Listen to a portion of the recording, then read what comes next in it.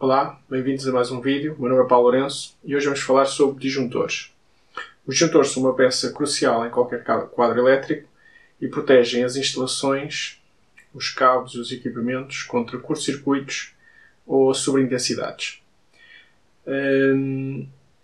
Vamos começar com os números e os símbolos que aparecem nos disjuntores. Eu desenhei aqui.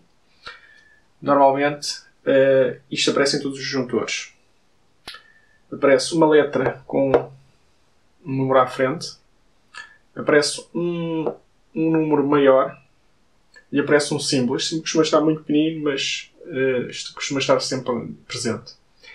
O que é que significam estes valores? Vamos, por exemplo, ver a letra. O C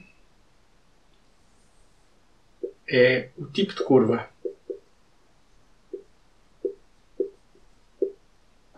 O tipo de curva de disparo. Nós, mais à frente, já vamos ver exatamente os vários tipos de curvas que existem, mas para agora, aquela letra significa o tipo de curva. O número, o 10,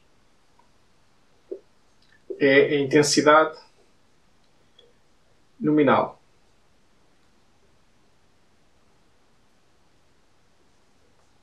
Intensidade nominal. Esta intensidade nominal é medida a 30 graus. Vou colocar aqui só para ficarmos com essa ideia. Depois vou falar um bocadinho também mais sobre esta questão de temperatura.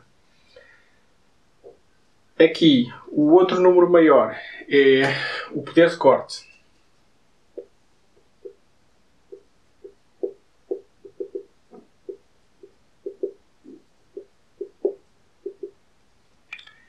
Depois no símbolo, o que é que temos?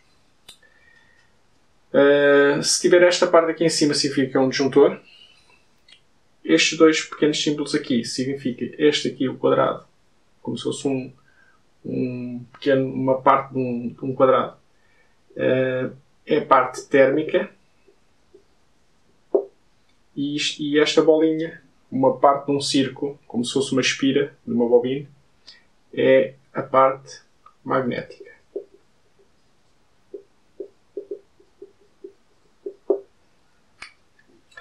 Ou seja, quando nós vimos isto significa que se estes símbolos estiverem todos num disjuntor, significa que o disjuntor é do tipo curva C, de 10 A de corrente nominal, com um poder de corte de 3000 A e é um disjuntor magnetotérmico, que dispara por efeito térmico e por efeito magnético. Também já vamos ver os detalhes sobre essa parte.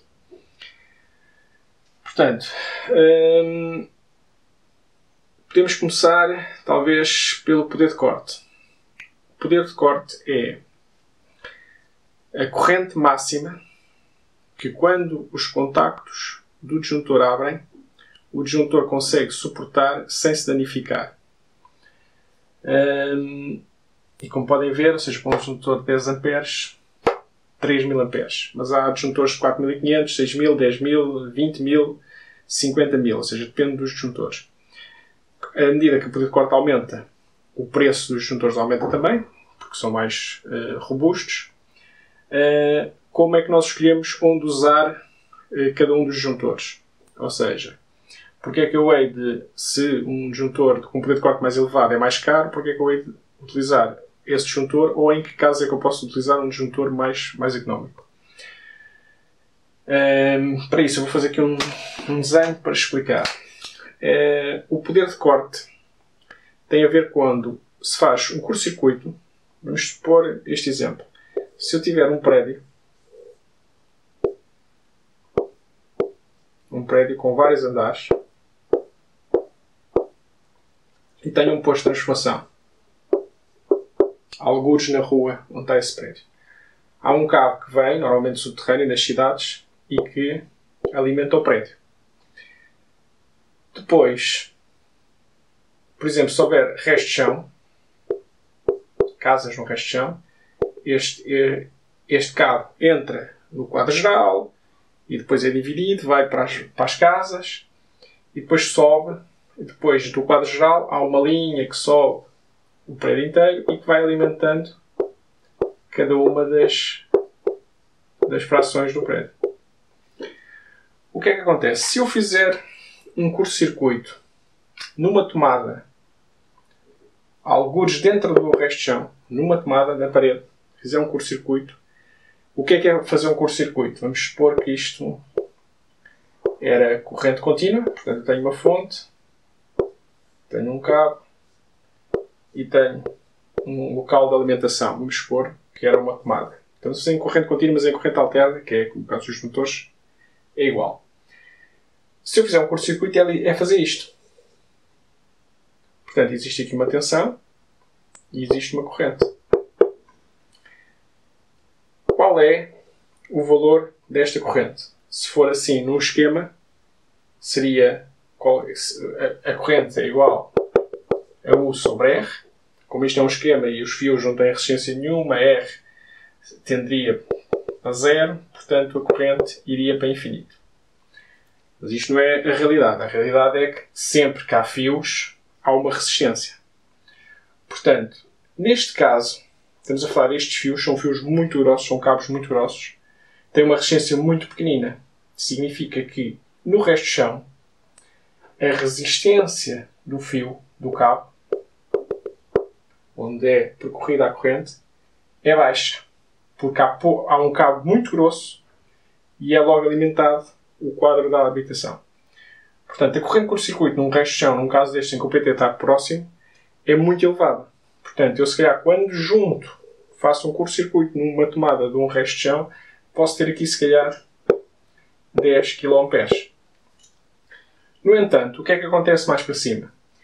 Este cabo é muito grosso, é uma secção elevada, pode ser, por exemplo, 240 mm², mas se calhar este cabo que sobe aqui, se calhar é 35 mm².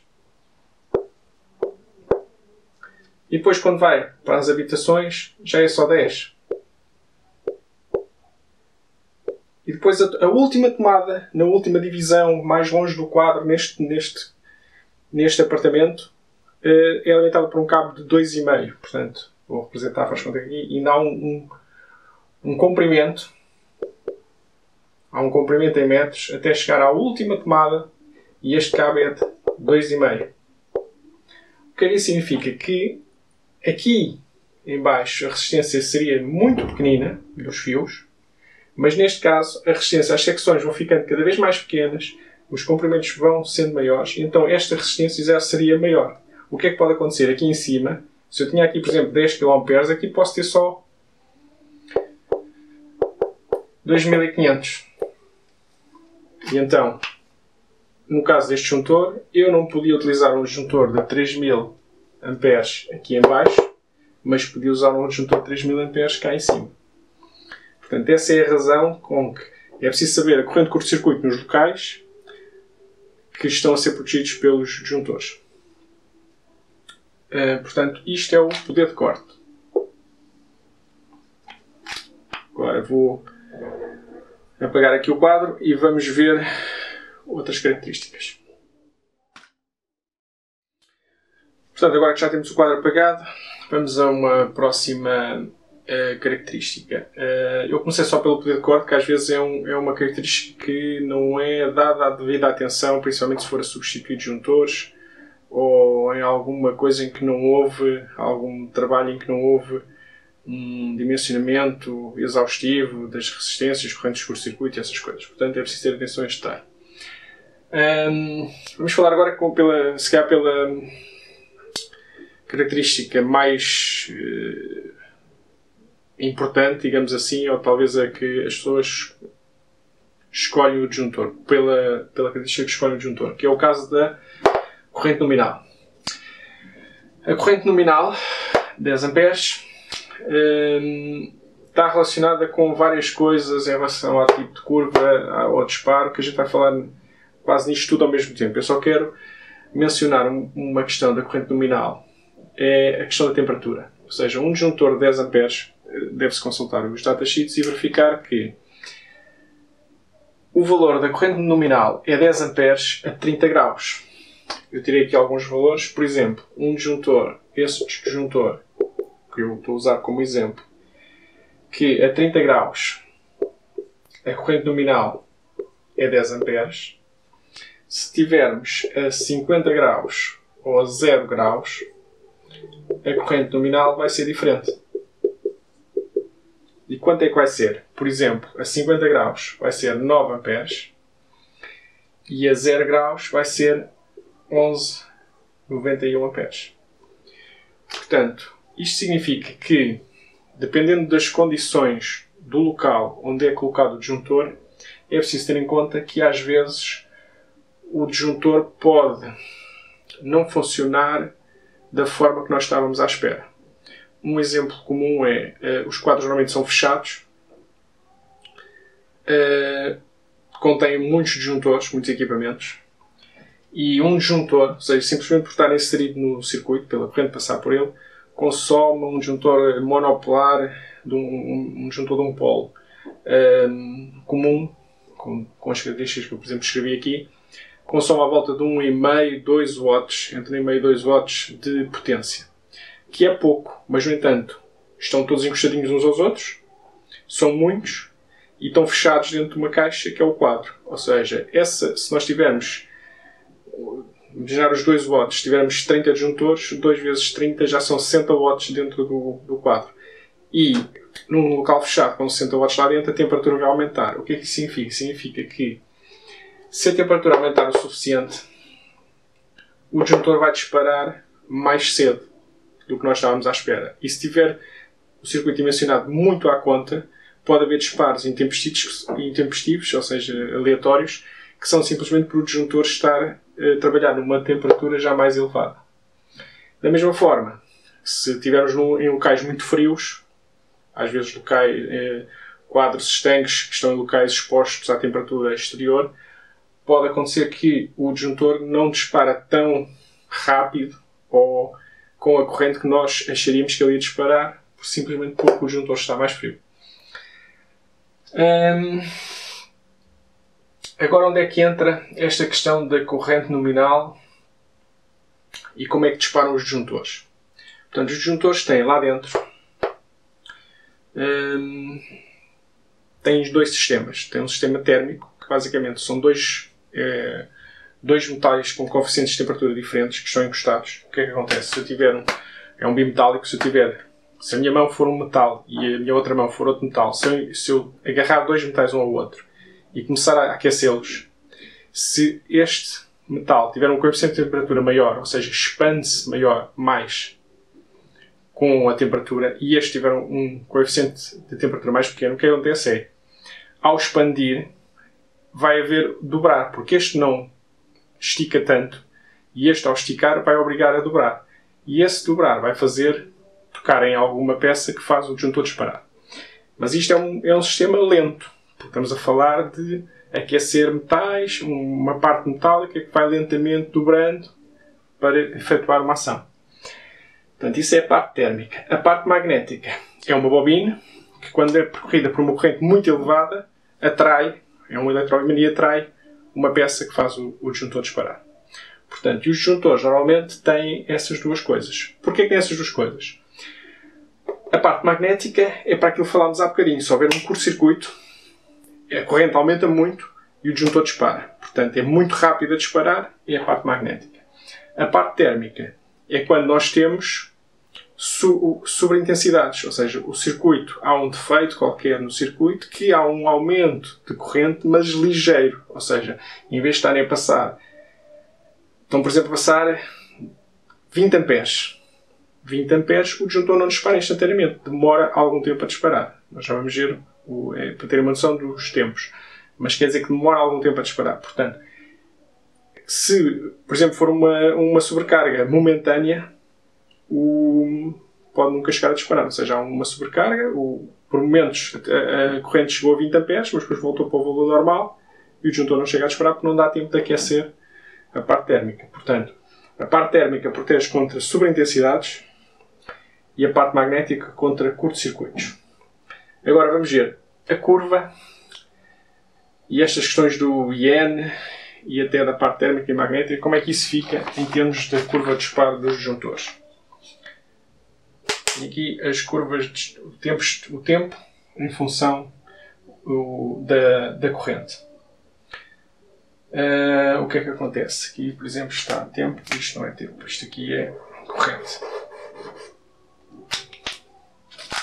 Portanto, aqui é ienes. Ou seja,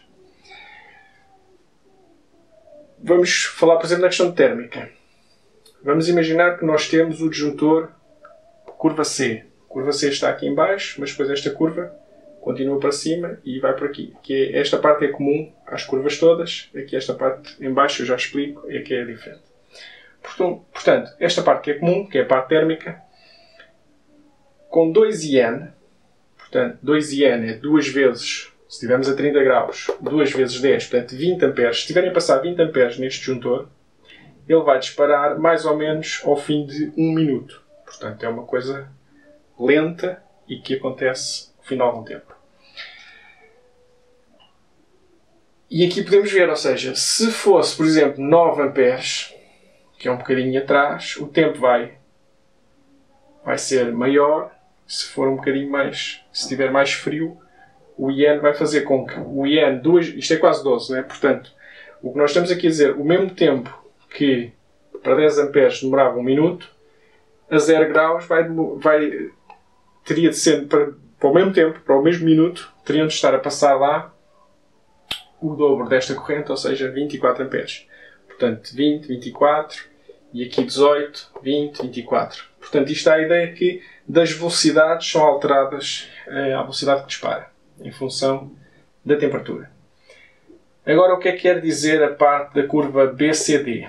A parte da curva BCD é o seguinte. Se vocês repararem aqui nesta parte, que é a parte térmica, existe uma curva que vai variando o tempo em função do IN. Na parte aqui de baixo, isto é uma reta. São retas. Portanto, reta quer dizer que é um disparo instantâneo. Não há diferença. Eu não consigo diferenciar o 3 do 2.9 do 3.1 em relação ao tempo. É uma coisa super rápida. Esta é a parte, estas retas, é a parte magnética. Portanto, é como se fosse instantâneo. Nunca, nada é instantâneo, mas é como se fosse instantâneo. Qual é a diferença? A diferença é que, para ativar a parte magnética, por exemplo, num disjuntor tipo C, que são estes aqui, é preciso que pelo menos 5 IN, uma corrente de 5 IN. Portanto, na curva C, corresponde, para disparar, eu tenho a certeza que o disjuntor dispara pelo efeito magnético com entre 5 IN e 10 IN. Porquê estes dois valores? É assim, se for acima de 10 IN, eu tenho a certeza absoluta que ele dispara. Se for abaixo de 5 IN, eu tenho a certeza que ele vai estar na parte térmica. No caso do C, a curva seria aqui assim, portanto, estaria na parte térmica. Porquê é que tem dois valores e porquê é que estas curvas têm uma largura? Porque os disjuntores não são instrumentos de precisão. Ou seja, quando são construídos, quando a gente coloca ali 10, vai haver uma folgazinha, ou seja, não há garantia que o disjuntor vai disparar quando for 5 IN ou 6 IN. Ou seja, eu tiro uma caixa, se eu agarrar em 100 disjuntores, eu sei que eles estão todos dentro destes valores. Ou seja, eles vão disparar, mas há uns que vão disparar a 5 IN, outros vão disparar a 6, outros a 7, outros a 8, outros a 9, outros a 10. Eu tenho a certeza que abaixo de 5 não disparam magneticamente, uma curva C, e acima de 10 tenho a certeza absoluta que todos vão disparar. Portanto, esta é a questão de ter esta largura da curva, dá estes valores. Se for no B, no caso do B, já estamos a falar de 3 IN e 5 IN. No D, estamos a falar entre 10 IN e 20 IN. Porquê é que existem as várias curvas? Porque, dependendo do tipo de equipamentos que nós tenhamos, que pode acontecer alguns equipamentos que, ao serem ligados, por exemplo, motores, ao serem ligados, têm uma corrente elevada inicial e depois estabilizam num valor mais baixo. Quanto mais para cá na curva eu vier, mais folga eu dou para essa corrente inicial aumentar sem que o disjuntor dispare. Vamos imaginar que eu tenho um caso em que o motor consome 5 amperes. Mas, no entanto, ao ligar, consome 30. Se eu colocar um disjuntor de 10 e ele, ao início, der 30 amperes, precisar de 30, pode acontecer que ele vai disparar no 30. Ou seja, se eu usar um disjuntor B.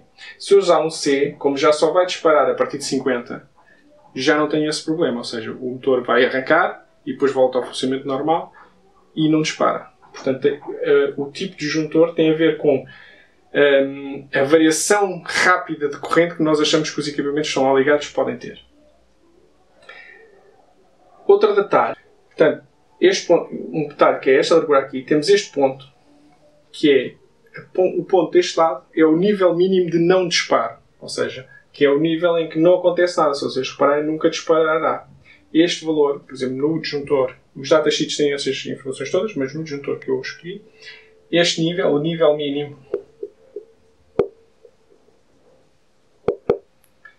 era 1,13 IN.